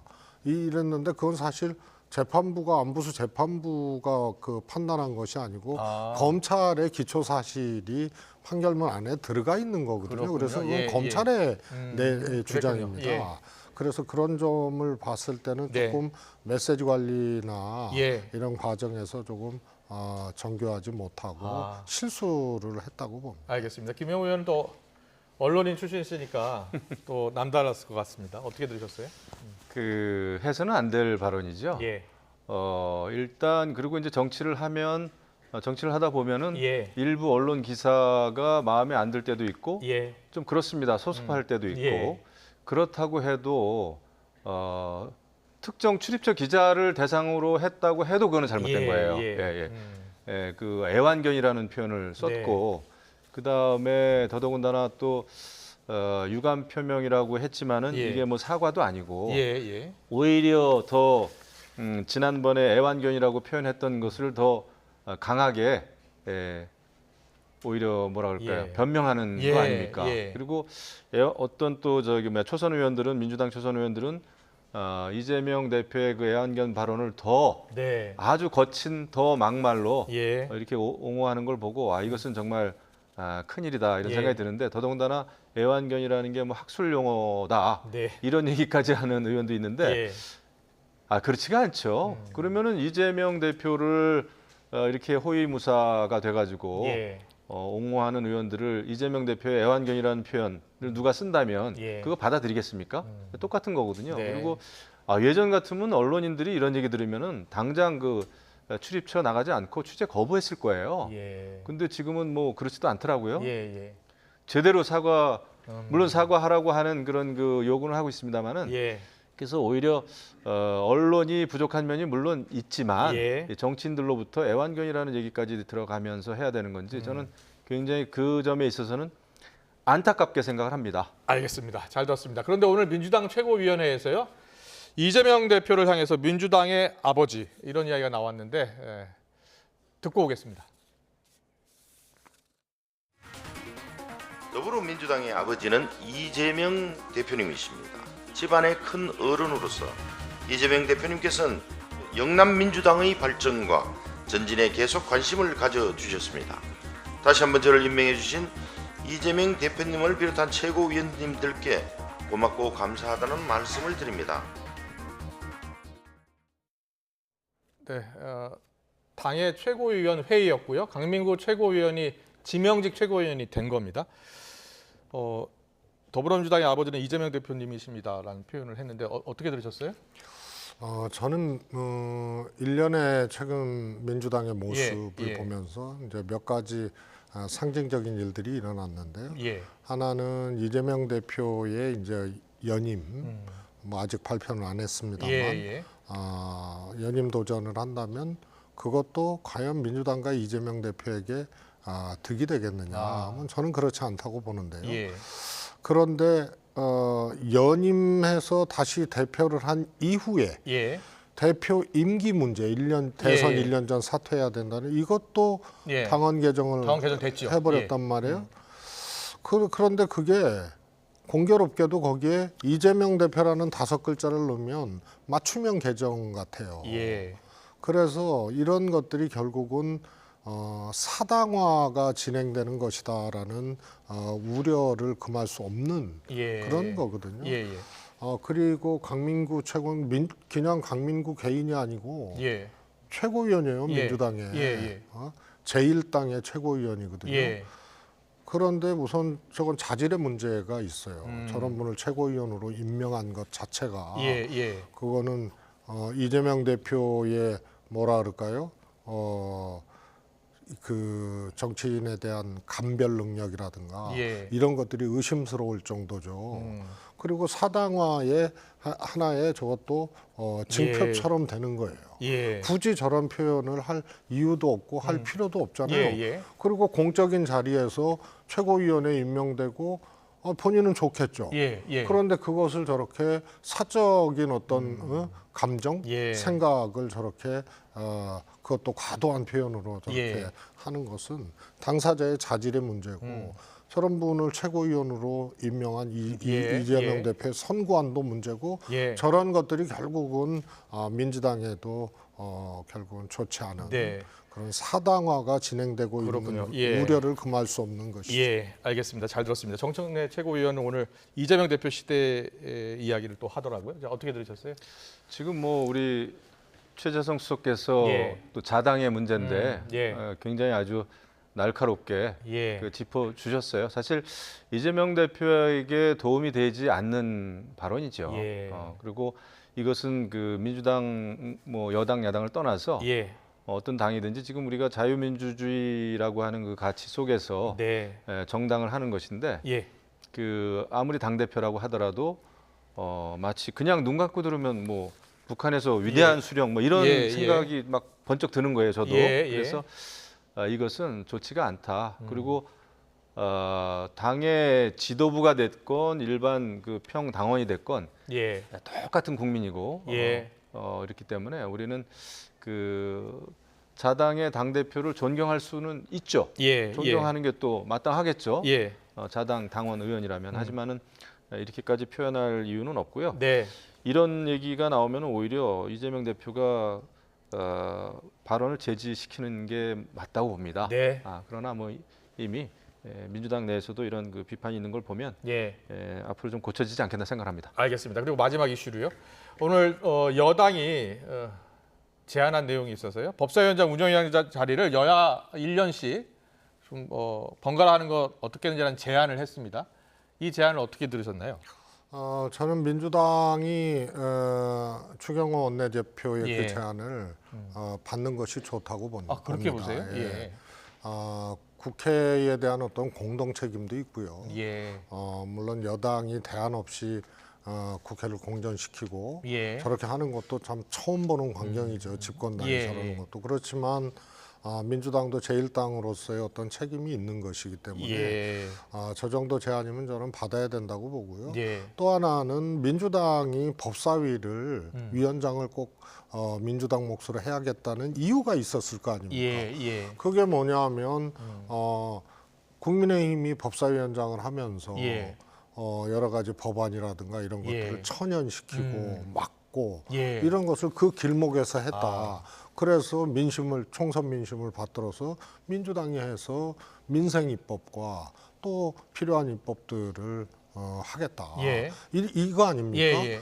그런데 예를 들어서 최상병 특검법 같은 경우도 국민의힘에서도 그 특검법 제의결 과정에서 찬성한 의원들이 있잖아요. 예. 그런데 과정을 이렇게 해버리면은 그리고 법사위 일방적으로 막 통과시키고 이러면은 결국은 특검법 같은 경우도 민주당이 전략적으로 실패를 하게 되는 거예요. 8명의 의원, 국민의힘 의원들이 동의하지 않으면 재의결하기가 어렵잖아요. 그런데 그분들은 찬성한다 하더라도 특검법을 찬성한다 하더라도 법사위를 독식하고 속도를 내고 국회를 무시하고 그렇게 해버리면은 그냥 과정이 잘못됐기 때문에 그래서 속도전이나 독식 이런 것들이 과정 관리를 잘못함으로써 민주당이 바랬던 법사위원장을 하고자 했던 그런 어떤 목적하고 위배되는 결과가 나올 좀 더 길게 보고서 민주당이 또 제1당이기도 하니까 판단할 것은 판단하고 여당의 죄를 받는 것 어떠냐라는 또 의견을 주셨어요. 국민의힘으로서는 정말 고육지책이죠. 고육지책이에요. 정말 그 곤경에 처해 있지 않습니까? 권한쟁의 심판 청구까지 하고 이런 상황에서 일단 원 구성에 있어서는 솔직히 말씀드리면은 민주당이 완승을 한 겁니다. 하지만 협치가 중요하고 의회에서 있어서의 여야 협의가 중요하잖아요. 그거는 여전히 중요한 의회 그 관례입니다. 국회법에 명시는 안 돼 있지만은 모든 면에 있어서 협의하게 돼 있잖아요. 이런 상황에서 1년씩이라도 하자라고 하는 그 추경호 원내대표, 국민의힘으로서는 정말 그 고육지책인데 이거는 그래도 받아들여야 되는 거 아닌가. 그리고 1년 차가 사실은 중요하거든요. 그래서 1년 차에 민주당이 법사위 운영이 다 차지를 하고 있으면은 하고 싶은 거는 상당히 많이 할 수가 있을 겁니다. 그래서 이거까지는 좀 받아들여야지 이거를 그냥 차버리면은 정말 22대 국회는 너무나 힘들 것 같고 첫 단추가 꿰어지지가 않죠. 그러면 민생은 또 어떻게 되겠습니까? 그래서 민주당이 의원식 의장도 좀 받아들여야 되는 거 아닌가 이런 생각을 하지 않을까요? 그렇게 생각합니다. 제가 짧게 민주당이 받는 게 좋겠다. 그러나 안 받을 것이다라고 오늘 아침에 어디서 얘기를 했는데요. 민주당도 지금 조금 뭐라 그럴까요? 이 국회 상임위원장 문제라든가 이런 것에 대해서 다시 한번 좀 생각할 필요가 있어요. 지금은 관성, 탄성이 붙어가지고 저거 받기가 어렵게 돼 있거든요. 그렇군요. 제가 10초만 말씀드리면 이번에 그렇게 하면서 국회법을 개정해가지고 정했으면 좋겠습니다. 알겠습니다. 여기까지 듣겠습니다. 잘 들었습니다. 지금까지 김영우 전 국민의힘 의원, 최재성 전 청와대 정무수석과 함께 짚어봤습니다. 잘 들었습니다. 고맙습니다.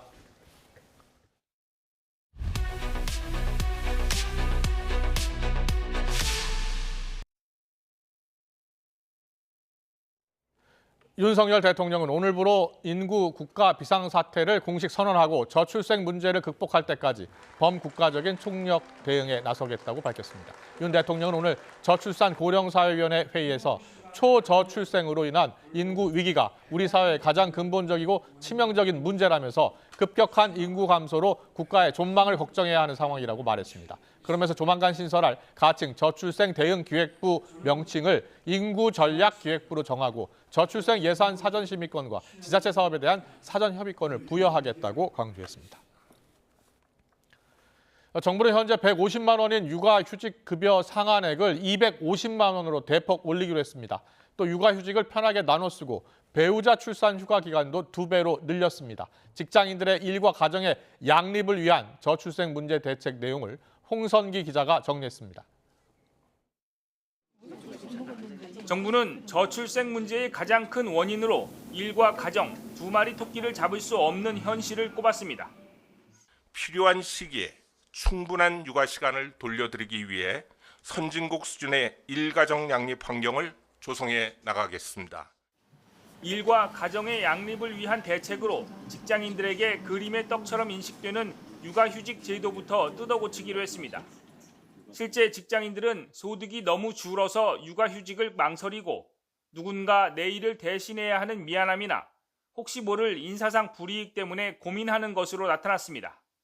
우선 가장 큰 문제로 지적된 육아휴직 급여는 현재 최대 월 150만 원에서 250만 원으로 대폭 인상됩니다. 휴직을 나눠서 쓸 수 있는 횟수도 2번에서 3번으로 늘고 급여 사후 지급도 폐지해 모두 휴직 기간에 받을 수 있도록 합니다.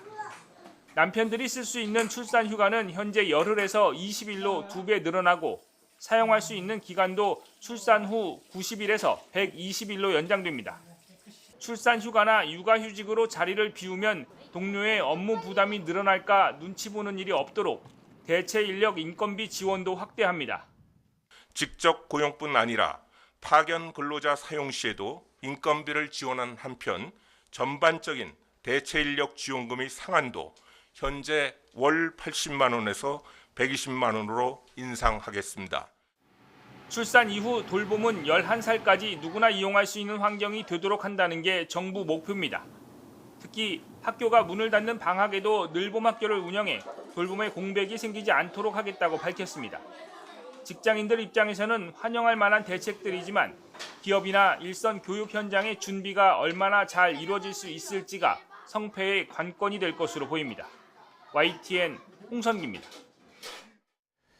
미국 뉴멕시코주 남부에서 발생한 산불이 갈수록 커지고 있습니다. 마을 전체가 쑥대밭이 됐고 비상사태까지 선포돼서 주민들이 긴급 대피하고 있습니다. 권영희 기자가 보도합니다. 산불이 온 세상을 집어삼킬 기세입니다. 저 멀리 산 전체는 물론 하늘까지 화염으로 뒤덮였습니다.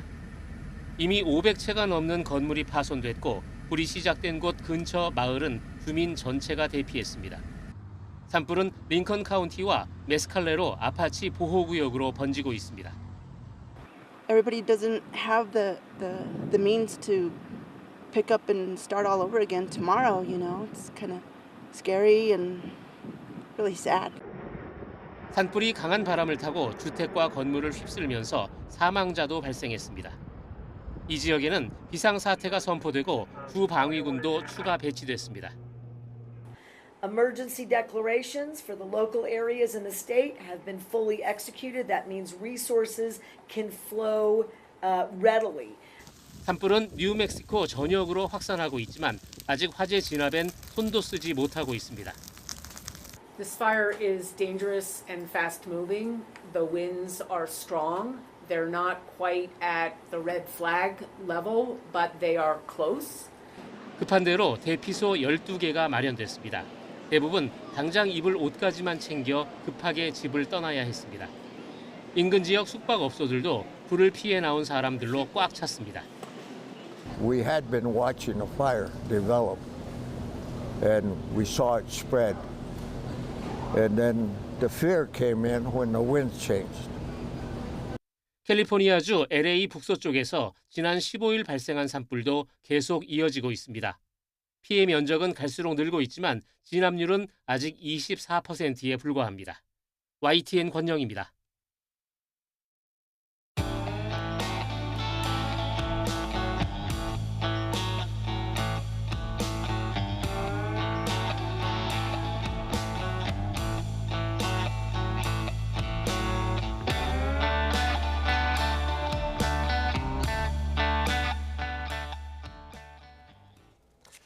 네, 지구 기온이 역대급으로 치솟으면서 전 세계 곳곳에서 폭염이 기승입니다. 우리나라도 지금 예외가 아니죠? 네, 오늘 남부 내륙이 사람 체온보다 높은 37도를 웃돌았고 서울도 35도를 넘으면서 75년 만에 가장 더운 6월 중순 날씨를 보였습니다. 취재 기자와 함께 더위와 장마 소식 알아보겠습니다. 정혜윤 기자 나와 있습니다. 어서 오세요. 예. 네, 안녕하세요. 오늘도 날씨가 덥던데요. 지금 뭐 35도를 웃도는 곳이 많아요? 네, 맞습니다. 오늘 정말 더우셨던 분들 많으실 것 예, 같은데 예. 남부지방의 기온이 무려 38도 가까이 올랐습니다. 뭐 이 사람 체온보다 기온이 높았던 곳이 많아서 오늘 정말 7월 말 8월 초 기온 아니에요? 네, 맞습니다. 뭐 그보다 더 높았다고 봐도 될 것 같습니다. 오늘 좀 자세하게 좀 살펴드릴 건데 먼저 좀 지역별 기온을 좀 살펴볼까요? 예. 네, 잠깐 지역별 어떻게 됩니까? 최고 기온을 좀 보고 가겠습니다. 네. 네, 지금 오늘 최고값인데요. 지금 예. 보시면 경주 낮 기온이 지금 37.7도까지 올랐습니다. 그렇네요. 네, 예. 정읍, 광주 기온도 지금 37도를 웃돌았고요. 예. 오늘 대구 낮 기온, 데프리카라고 하는데 예. 36.6도까지 올랐습니다. 그렇네요. 예. 대구 같은 경우는 지금 관측이 처음 시작된 시기가 예, 예. 1907년이에요. 예. 그래서 대구 지역 관측 사상 117년 만에 가장 더운 6월 중순 더위가 아, 그래요? 관측이 됐습니다. 예. 그리고 이제 서울 기온은 이보다는 조금 낮지만 네. 오늘 낮 기온이 앞서 말씀드렸지만 35도를 웃돌았습니다. 36도 가까이 올라서 예. 이제 37도 가까이 기온이 올랐는데 이 기온만 하더라도 역대 3위 순이거든요. 그래요? 네, 그래서 75년 만에 6월 중순 더위가 지금 기록이 됐습니다. 네. 이렇다 보니까 지금 면역 체계에 좀 이상이 좀 생길 수 있고 건강 조심해야 될것 네, 같아요. 맞습니다. 온열 질환 위험이 높아지는데 벌써 좀 기록을 보니까 사망자가 2명 그리고 온열 그래요? 질환자 수가 지난 17일을 기준으로 해서 211명에 달하고 있는 상황입니다. 이렇다 보니까 좀 지속적으로 건강 관리가 좀 필요한 수준입니다. 폭염특보가 오늘 아침에 서울 등 일부 내륙 지방으로 좀 확대가 된 상황인데요. 지금 특보 상황을 좀 보시면 서울 등 중부 내륙 지방을 중심으로 지금 폭염특보가 이렇게 좀 확대가 됐고 남부 네. 내륙을 중심으로는 지속적으로 폭염특보가 이어지고 있습니다.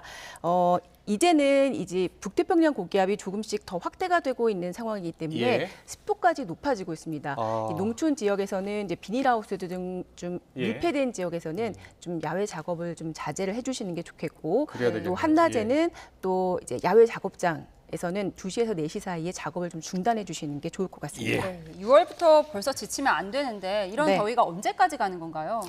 네, 일단 수도권을 비롯한 중부지방의 경우는 이번 주 후반까지는 좀 예년보다 좀 심한 더위가 지속될 가능성이 있는 상황입니다. 일단 지금처럼 이 고기압의 영향권에서 맑은 날씨가 좀 지속될 걸로 보이고요. 예. 또 햇볕이 좀 강하게 내리쬐고 있어서 이 낮 동안 열기가 지속적으로 지금처럼 강하게 유지될 가능성이 큽니다. 네. 이 때문에 좀 당분간은 내륙에서 좀 낮더위가 이어지고 예. 또 밤더위도 지금보다 조금 더 심하게 이어질 가능성이 있는데 제가 지금 예보를 보니까 서울 기온이 내일과 모레 사이에 밤 사이 기온도 23도를 유지할 걸로 보이고요.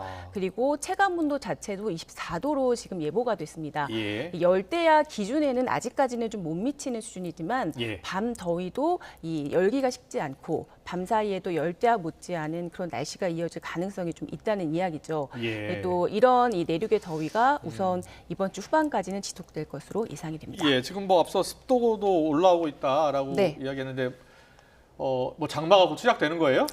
네, 맞습니다. 일단 아. 오늘 밤부터 제주도 지방부터 올여름 첫 장마가 그래요? 시작될 것으로 예, 예상됩니다.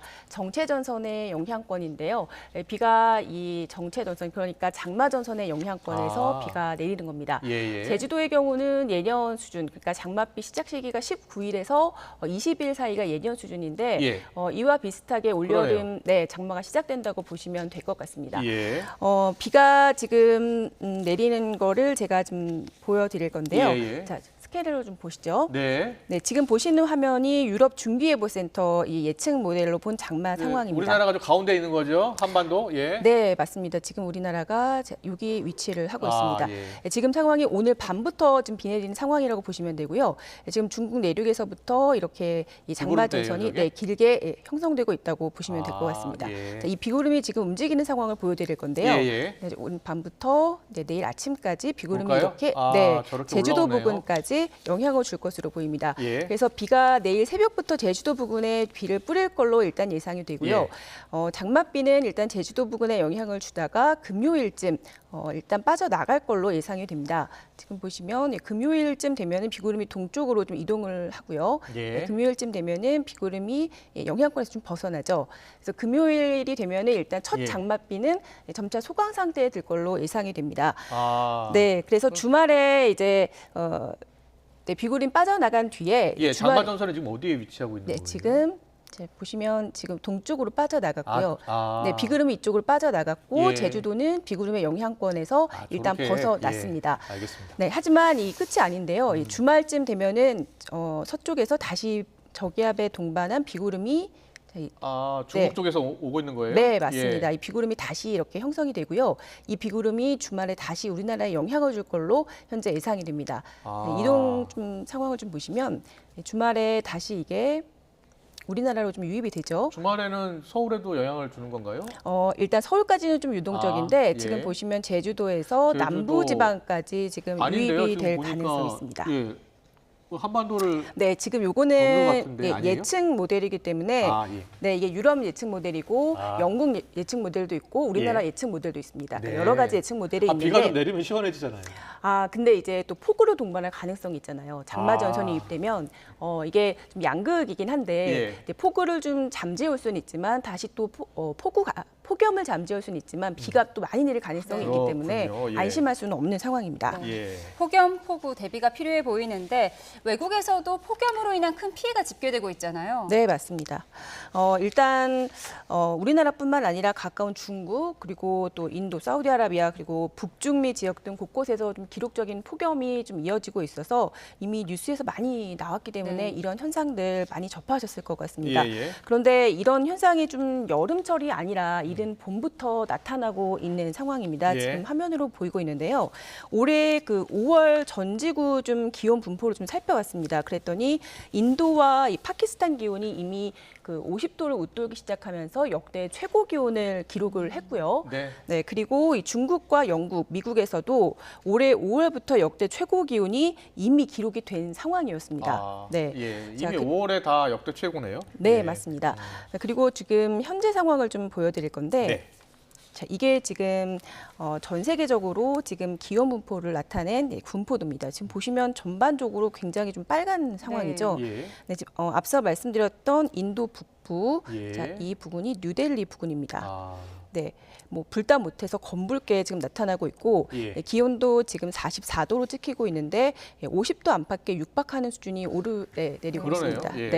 그리고 지금 사우디아라비아 부근도 좀 살펴볼 건데요. 사우디아라비아에서는 최근 성지순례로 500명 이상이 사망했잖아요. 네, 맞습니다. 이 지역도 지금 기온이 이 붉은색이 40도 이상이거든요. 그런데 검붉게 나타나고 있기 때문에 낮 기온이 지금 50도에 육박한다 이렇게 보시면 될 것 같아요. 말씀 지금 하신 대로 지금 메카 부근에서 성지순례로 지금 사망자가 발생을 했는데 이 부근의 경우는 온열 질환이 원인이었던 것으로 나타나고 있습니다. 기온이 50도 정도라고 한다면 한증막, 불가마 수준이라고 볼 수 있는데 이 지역은 지금 습도까지 높은 상황이기 때문에 열사병이 대부분 원인이었을 것으로 예상이 되고 있습니다. 그리고 지금 보시는 것처럼 이제 성지순례 같은 경우는 좁은 지역에 많은 군중이 이렇게 많이 밀집이 되어 있는 상황이기 때문에 더 피해가 크게 발생할 수밖에 없었다 이렇게 생각이 됩니다. 전 세계가 지금 더위로 몸살을 앓고 있는 건데요. 우리나라 다시 돌아오고 있습니다. 우리나라 당장 여름 날씨 어떻게 지금 예상하고 있나요? 네, 일단 지금 뭐 최근 기억을 하실지 모르겠지만 우리나라도 뭐 고온이 지금 계속 이어지고 있고요. 그러니까요. 네. 그리고 전 세계적으로 지금 더운 상태고 우리나라도 해수면이 역대 최고 수준을 기록을 하고 있는 상황입니다. 그래서 기상청도 최근 우리나라가 예년보다 더운 날씨가 이어질 거다라고 예상을 40도 했었고요. 폭염도 발생할 가능성이 있습니까? 네, 맞습니다. 그래요? 네. 근데 이거는 뭐 아직까지 꼭 발생한다 이렇게 이야기를 할 수는 없지만 일단 올 여름 해수면 온도가 1도에서 1.5도까지 높아질 수 있다 뭐 이런 전망이 나왔거든요. 그리고 폭염 일수 자체도 예년보다 높을 가능성이 있다라고 전망이 됐습니다. 그리고 2018년 정도 이 역대급 수준일 가능성도 일부 전문가들은 있다라고 전망을 하고 있는 상황인데 2018년도에 홍천균이 41도까지 올랐거든요. 우리나라가. 그걸 본다면 앞으로 우리나라 한반도 날씨도 40도까지 오를 가능성은 충분히 있다라고 이야기하고 있는 상황입니다. 네, 잘 들었습니다. 서울 지금 75년 만에 6월 폭염 소식 전망까지 들어봤습니다. 건강 조심하셔야겠습니다. 정혜윤 기자와 함께했습니다. 잘 들었습니다. 고맙습니다.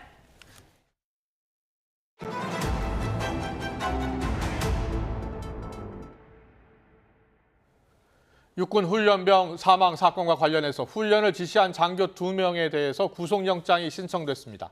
오늘 해당 부대에서는 숨진 훈련병 동기들의 수료식도 있었습니다. 아들 동기의 안타까운 소식에 자리를 함께한 가족들은 착잡한 분위기였습니다. 지환 기자가 다녀왔습니다. 아들은 6주 훈련을 무사히 마쳤습니다. 장하고 대견해 부모는 강원도까지 한 걸음에 달려왔습니다. 하지만 마냥 기쁘고 즐거울 순 없었습니다. 바로 옆 훈련과 얼차려를 함께 봤던 아들 동기가 숨졌다는 소식에 지난 한 달 부모는 제대로 잠을 이루지 못했습니다. 저희 아들은 여기 6명 중 하나예요. 훈련 10차례 받은 아들. 저 아이가 아닌 우리 아이가 될 수 있었는데 그 생각하면서 너무 아프죠, 마음이. 수료식장 주변엔 이렇게 고인의 명복을 비는 추모 분향소가 설치되고 명예 수료증이 놓였습니다. 국화 한 송이를 내려놓고 고개를 숙인 가족들. 내 아들 같아서, 부모 맘이 짐작돼서 마음을 다스리지만 생각할수록 울컥합니다. 입산 지 얼마 안 되는데 그렇게 되니까 꼭 내 자식하고 계속 이런 뉴스만 들으면 이렇게 감정이 막 올라오더라고요. 신병교육대 수료 행사는 정해진 가족 친구 외에는 비공개였습니다. 식이 끝나고 얻은 반나절 외출, 만난 거 먹이고 다시 부대 들여보낼 생각에 부모 맘은 바쁩니다. 펜션 가세요? 네. 뭐 드시러 뭐 준비하셨어요? 먹는 거? 장어, 등심, 목살, 뭐 좋아하는 거 다 준비했어요. 최전방 육군 12사단 신병교육대 2024-9기 훈련병은 200여 명. 왼팔에는 부대 마크, 오른팔에는 태극기를 붙였습니다. 검은색 이등병 계급장을 달고 정해진 18개월을 준비한 첫날. 하지만 규정까지 어기며 이뤄진 무책임한 얼차려 지시에 옆에 있어야 했던 동기 한 명은 함께 시작하지 못했습니다. YTN 지환입니다.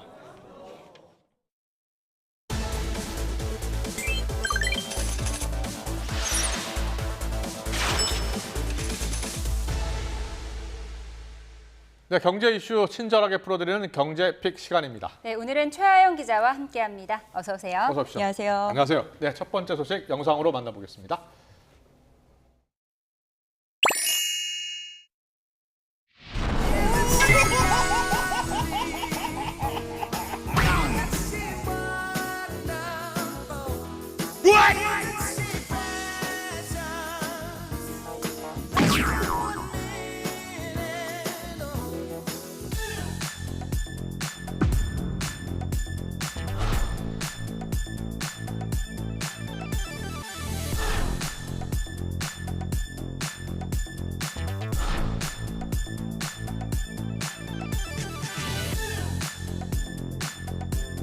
얼마면 될까? 얼마면 되겠나? 네, 오늘의 정부 저출생 대책이 나왔나 보죠? 네, 네, 맞습니다. 핵심이 뭐였어요? 일단은 뭐 일가정 양립과 돌봄, 뭐 주거에 방점을 찍겠다는 건데요. 예. 이와 관련해서 이 현금성 정책이 이 출산율에 얼마나 영향을 주는지, 그러니까요, 궁금해요. 네, 이 부분에 대한 보고서도 오늘 마침 나왔거든요. 아, 예. 네, 결론적으로 말하면은 안 주는 것보다는 낫다입니다. 당연하죠. 네, 저도 사실 아이를 키우지만 예. 이 돈이 많이 드는 거는 사실이거든요. 네. 그래서 정부가 지급하는 뭐 부모 급여나 양육 수당이 도움이 되기는 하는데요. 네. 그럼 얼마나 도움이 되느냐 봤더니 이 국내 총생산 GDP에서 이 현금성 가족 정책 지출이 1%포인트 늘면은 예. 이 합계 출산율은 0.06명이 늘어난다는 겁니다. 아, 그렇군요. 네. 예, 예. 그럼 과연 우리나라의 현금성 가족 정책 지출은 얼마나 되냐 이 부분도 따져봤는데요. 예.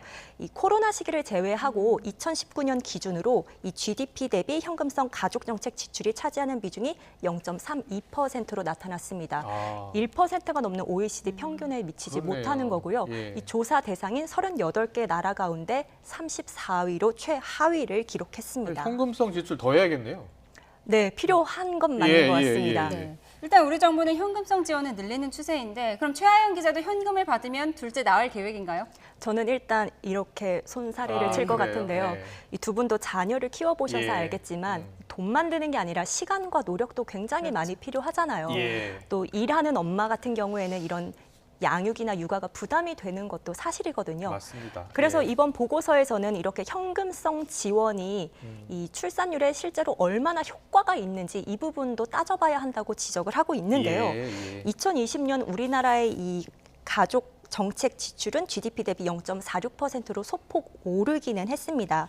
그런데 1%포인트를 올리기 위해선 지금보다 이 현금성 지출을 3배 더 늘려야 되거든요. 근데 그래봤자 고작 늘어나는 출산율은 0.06명에 불과하다 보니 이 현금성 정책뿐만 아니라 일가정 양립을 위한 제도 지원이 필요하다는 지적도 함께 나오고 있는 겁니다. 그래서 오늘 이 보고서를 분석한 전문가의 말도 한번 들어보겠습니다. 실증 분석 결과에서 남성 고용률 증가하고 여성의 이제 30시간 미만 일자리 비율 증가도 출산율에 유의적인 영향을 미치는 것으로 나타났거든요. 고용의 유연성을 제고를 해서 기업의 일자리 창출 여력을 좀 확대할 필요가 있겠고요. 그리고 여성 같은 경우에 이제 일과 가정의 양립을 위해서 근로 시간의 유연성을 확대하고 좀 다양한 근무 형태를 도입해서. 네, 그래서 정부도 오늘 일가정 양립과 그리고 주거 그리고 돌봄에 방점을 찍은 대책을 내놨는데 실제로 얼마나 효과가 있을지는 조금 더 두고 봐야 할 것 같습니다. 예, 알겠습니다. 잘 들었습니다. 자, 두 번째 키워드도 볼까요?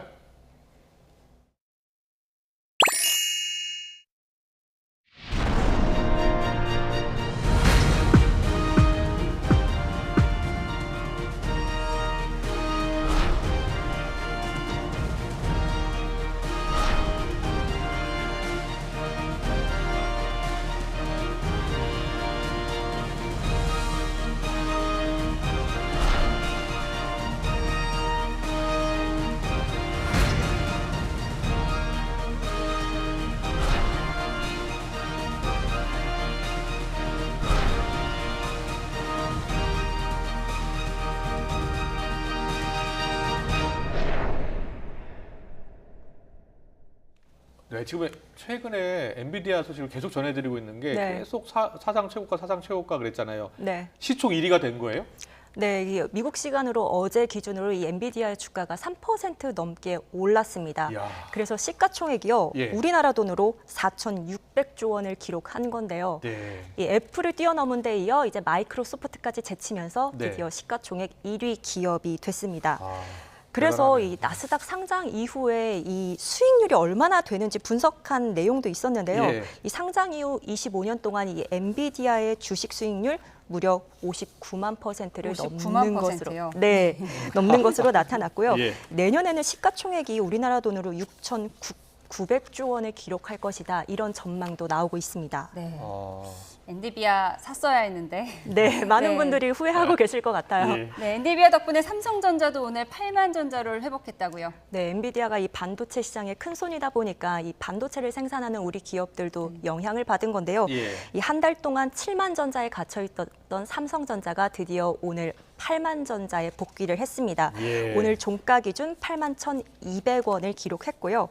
SK 하이닉스는 장 초반에 이 24만 3천 원까지 오르면서 이 52주 최고가를 갈아치웠는데요. 이 다만 종가는 23만 원대로 떨어지면서 마무리가 됐습니다. 네, 오늘 코스피 시장은 이런 미국 증시 강세와 이 SK 하이닉스, 삼성전자가 이 지수를 많이 견인했다고 볼 수 있는데요. 이 코스피 지수가 오늘 2,790대로 올라서면서요, 2년 5개월 만에 최고치를 기록했고요. 또 이 엔비디아발 훈풍이 이 국내 시장에 영향을 준 건데, 이 사실 몇 년 전만 해도 이 엔비디아라는 기업 잘 몰랐잖아요. 근데 이제는 세계 증시 시장에서는 이 빼놓고 얘기할 수 없는 그런 기업으로 성장을 했습니다. 주가 살펴봤습니다. 마지막 키워드 보겠습니다. 화면 주시죠. 왜 안 씹히지? 맥도날드 또 이물질 논란. 맥도날드 햄버거에서 이번에 뭐가 나온 건가요? 네, 저희가 이 제보자와 직접 얘기를 나눠봤는데요. 이 제보자는 지난 15일에 이 맥도날드에서 햄버거를 사와서 이렇게 사무실에서 먹고 있었다고 해요. 한 3분의 1 정도를 먹었는데 약간 비닐봉지 같은 안 씹히는 무언가가 나왔다고 합니다. 지금 저거예요? 네, 저희가 화면 보여드리고 있는데 사실 양배추인 것 같기도 하고요. 이게 눈으로 봐서는 뭔지 잘 모르겠거든요. 당시 상황이 어땠는지 제보자의 말 한번 들어보겠습니다. 이물감이 이상해서 이렇게 입에서 뱉어서 보니까 비닐 조각들이 나오더라고요.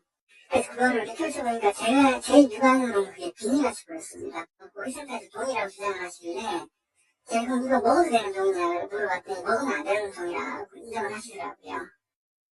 이 제보자가 매장에 가서 항의를 하고 사람들에게 알리겠다 했더니 당시 매장 측 반응이 알아서 해라 이런 반응이었다고 합니다. 그리고 또 고객센터에도 연락을 해봤는데 죄송하다 우리가 알아서 처리하겠다 이런 답변이 돌아왔다고 해요. 약간 이런 맥도날드 측의 무성의한 대응에 제보자가 이렇게 언론 제보까지 심각한데요. 네, 결심하게 된 걸로 보입니다. 예, 저거 아이들이 먹었으면 모르고 먹었을 수도 있잖아요. 그렇죠. 목에 걸렸을 심각한데요? 수도 있고요. 네.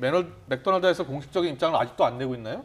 네, 오늘 나왔는데요. 예. 우선 이 고객이 보낸 사진을 봤을 때는 이 햄버거 패티를 보관하는 미트 라이너인 것 같다라고 밝혔습니다. 그러니까 패티를 보관하는 뭐 기름 종이 같은 거라고 보시면 될 것 같은데요. 다만 정확한 판단을 위해서는 이 이물질 회수가 필요하다고 밝혔고요. 그러면서 이 이물로 불편을 드려서 죄송하다고 사과를 했고 이 해당 매장의 조리 절차를 점검하고 이 직원 교육을 강화하겠다 이렇게 입장을 밝혔습니다.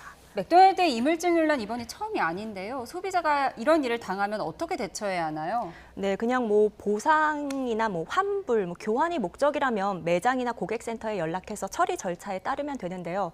다만 재발 방지나 아니면은 공익적 목적이 있다면 정부기관의 도움을 받을 수 있습니다. 대신 소비자가 몇 가지 준비를 해야 되는데요. 우선 이 이물과 음식 사진을 찍고 당시 이물이 발견됐을 상황을 기억하고 계셔야 되고요. 또 이 이물은 이 지퍼백이나 용기에 잘 보관해서 훼손되지 않도록 하고 그리고 식약처 1399로 신고를 하시면 됩니다. 네, 그러면은 식약처와 지자체가 나와서 이 이물이 혼합된 원인을 조사하게 되고요. 추후 보상에도 도움을 받을 수 있습니다. 최양 기자, 혹시 보상은 어떤 방식으로 얼마나 해줘요? 그거는 정확히 봐야 되는데요. 아마 식약처와 지자체 조사 결과에 따라서 이 혼합 원인들을 분석하면 그 결과에 따라서 아마 결정될 것 같습니다. 그렇겠네요. 뭐 병원에 가면 치료비 당연히 줘야 될 것 같고요. 잘 들었습니다. 지금까지 경제부 최하영 기자와 함께 짚어봤습니다. 잘 들었습니다. 고맙습니다. 고맙습니다. 네, 계속해서 기업 뉴스입니다. 취임 100일을 맞은 정용진 신세계그룹 회장이 전자상거래 부문 계열사 인사를 단행했습니다. 신세계그룹은 G마켓을 이끌 새 대표에 정형권 전 알리바바 코리아 총괄을 영입했습니다. SSC닷컴 신임 대표에는 최훈학 현 영업본부장이 내정됐습니다. 국제 배터리 전시회 인터배터리 유럽 2024에서 삼성 SDI는 안정성과 용량을 강화한 삼성 배터리 박스 신제품을 공개합니다. 또 LG 에너지 솔루션은 배터리 그 이상의 고객 가치를 주제로 모듈식으로 간편하게 팩을 갈아 끼워 용량을 조절할 수 있는 제품 등 다양한 ESS 포트폴리오를 소개한다고 밝혔습니다. 현대백화점 그룹의 패션 전문 기업인 한섬이 내일 프랑스 파리에 해외 첫 단독 매장을 엽니다. 과거와 현재가 공존하는 서울을 주제로 단청무늬 전문가 등 국내 디자이너들과 협업해서 서울의 역동적인 이미지를 구현한 것이 특징입니다. 조병규 우리은행장이 최근 은행 지점에서 발생한 100억 원대 횡령 사고에 대해 사과하고 재발 방지를 약속했습니다. 조 행장은 오늘 기자들과 만나 고객과 국민에게 걱정을 끼쳐 진심으로 죄송하다며 이같이 말했습니다. 자체적으로 사고를 확인했지만 원천적으로 막진 못했다며 아직 부족한 부분이 있었다고 설명했습니다. 롯데호텔앤리조트가 내일부터 L7 해운대에 문을 열고 운영에 들어간다고 밝혔습니다. L7은 롯데호텔의 4성급 브랜드 호텔로 지난해 하노이에 이어서 최근 시카고에 문을 열면서 해외 진출도 본격화하고 있습니다.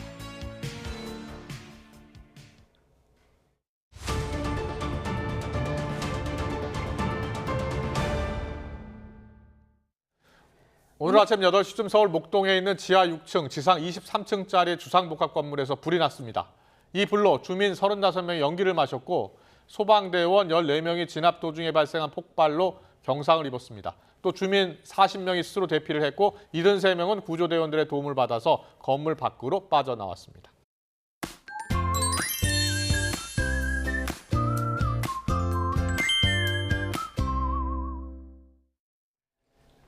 오늘 낮 동안 전국이 뜨겁게 달아올랐습니다. 서울에도 올해 첫 폭염주의보가 내려졌고요. 곳곳에서 역대급 더위가 나타났습니다. 오늘 전국에서 가장 더운 곳은 경주로 38도 가까이 올랐고요. 서울도 35.8도로 6월 중순 기준 역대 3위를 기록했습니다. 폭염이 기승인 내륙과 달리 제주도는 밤부터 올여름 첫 장마가 시작되겠습니다. 모레까지 제주 산간에 200mm 이상의 많은 비가 내리겠고요. 벼락과 돌풍을 동반한 시간당 30mm 안팎의 강한 비가 집중되겠습니다. 내일은 저기압의 영향으로 남부지방에도 5에서 20mm의 비가 내리겠습니다. 밤사이에도 열기가 식지 못하고 열대야 수준의 밤더위가 나타나겠습니다. 내일 아침 기온은 서울 23도, 강릉 24도가 예상됩니다. 내일 낮 동안에는 중부 내륙을 중심으로 심한 더위가 계속되겠습니다. 서울과 대전, 춘천 모두 35도까지 치솟겠습니다. 제주도는 주말에도 장맛비가 내리겠고요. 이때는 장맛비가 남부지방으로도 확대될 전망입니다. 날씨였습니다. 네, 뉴스원 여기서 마치겠습니다. 시청해주신 여러분 고맙습니다.